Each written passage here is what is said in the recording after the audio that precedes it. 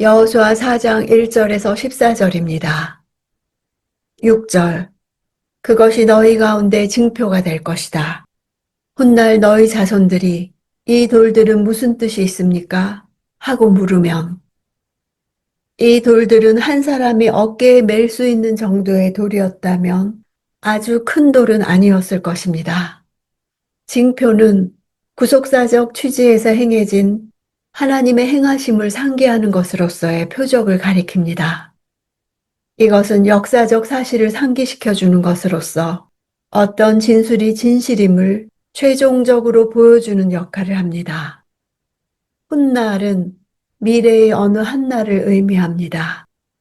하나님이 12개의 돌을 취하게 하신 목적은 장차 올 세대와 미래를 준비하려는 의도에서였다는 사실을 알 수 있습니다.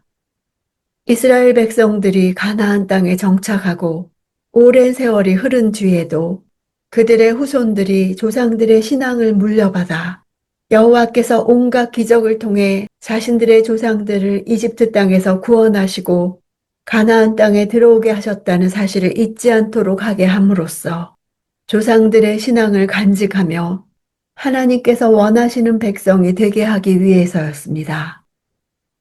7절. 너희는 그들에게 말하라. 요단강물이 여호와의 언약궤 앞에서 끊겼다. 궤가 요단강을 건널 때 요단강물이 끊겼으니 이 돌들은 이스라엘 백성들에게 영원한 기념이 될 것이다. 구원의 은혜를 잊어버리는 데서 타락은 시작됩니다. 이스라엘의 문답식 교육은 여호와 신앙이 기억되고 전수되는 중요한 방편입니다. 이스라엘 백성들은 자신이 체험한 구원의 사건을 오고 오는 세대에 전할 뿐 아니라 하나님을 알지 못하는 백성들에게 알릴 책임이 있었습니다. 하나님의 행하신 기적이 그들의 뇌리에 깊이 새겨졌고 그로 인해 하나님이 누구신가에 대한 경외감과 믿음이 생겨 앞으로의 삶에도 기적을 베푸실 것이 믿어졌을 것입니다.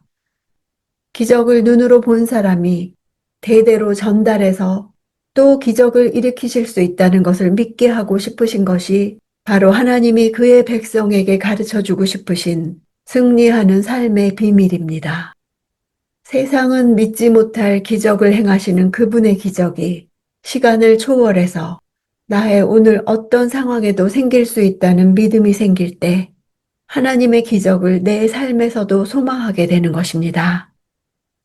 세상이 힘을 얻는 것과는 다른 방법으로 소망을 갖고 회복하는 방법. 그것은 하나님이 행하신 일을 기념할 때마다 쌓여가는 하나님과 백성 사이의 비밀의 힘입니다. 이것이 첫째로 이스라엘 백성에게 요단강을 건너고 돌을 세워 기념하라 하신 뜻입니다. 그날그날의 말씀으로 인도하시는 것이 우리에게는 길갈에 쌓은 돌과 같습니다. 건너지 못할 강 앞에 선 것 같은 수많은 상황 가운데서 하나님은 매일의 말씀으로 건너가게 하십니다. 9절.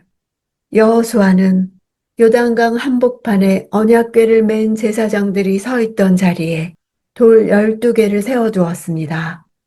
그리하여 그 돌들이 오늘날까지도 거기에 있습니다. 이 돌들은 먼저 돌 12개를 가져다 유숙할 곳에 갖다 둔 그 돌들과 별도로 요단 가운데에도 세웠습니다.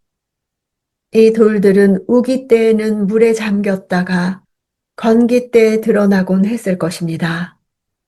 오늘날까지란 여호수아 시대에 가까운 시간을 가리킵니다.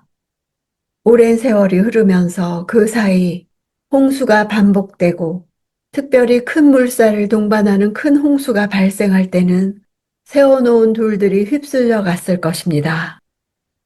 요단강 한복판에 언약궤를 맨 제사장들의 모습에 대한 반복적인 언급은 요단강을 건너는 배후에 그들의 믿음과 헌신이 자리 잡고 있음을 강조하는 것입니다. 13절.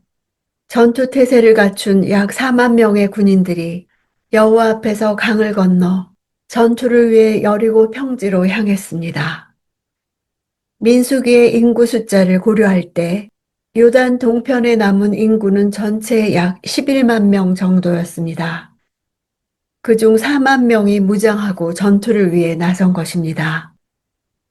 여호수아서는 두 지파 반의 순종과 헌신을 반복적으로 언급함으로써 이스라엘이 따라야 할 모델로 제시합니다.